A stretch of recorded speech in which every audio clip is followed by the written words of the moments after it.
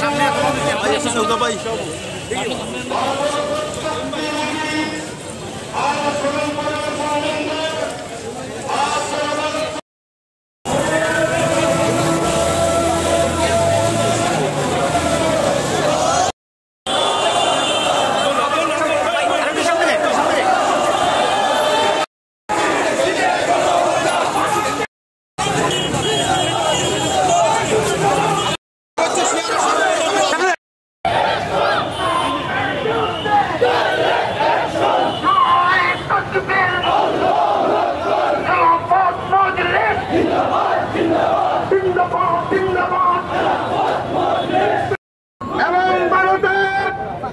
মুসলমান বিদ্বেষে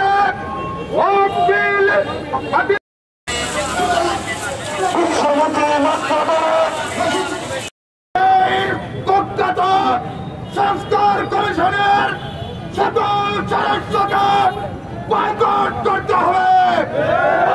বলতে চাই অনতি বিলম্বে তসলিমা নাসরিনের ৭৫-কে বাংলাদেশে যদি অবাঞ্ছিত ঘোষণা করানো হয় তাহলে শুধুমাত্র এই অন্তর্বর্তী সরকারি শুধু বিতর্কিত হবে না, আমরা মনে করি ২৬-এর যে ছাত্র জনতার গণ অভ্যুত্থান হয়েছে এই গণ অভ্যুত্থান কলঙ্কিত হবে।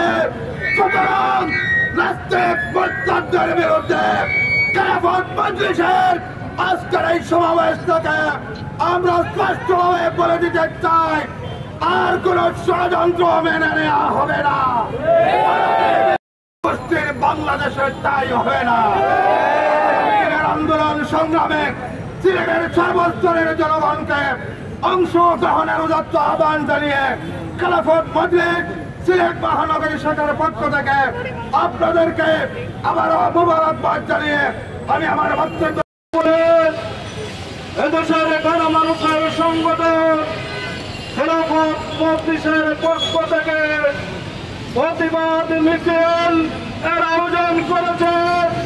প্রিয় ভাইরা, আমরা জানি কি বদিনঙ্গ আজকে ফিলিস্তিনের মুসলমানদেরকে যেভাবে নির্মমভাবে হত্যা করা হচ্ছে, ভারতের মুসলমানদের উপর জুলুম এবং নির্যাতন করা হচ্ছে, ভারতের মসজিদগুলোকে ভেঙে চুরমার করা হচ্ছে, বাংলাদেশের জনগণ বসে থাকতে পারে না।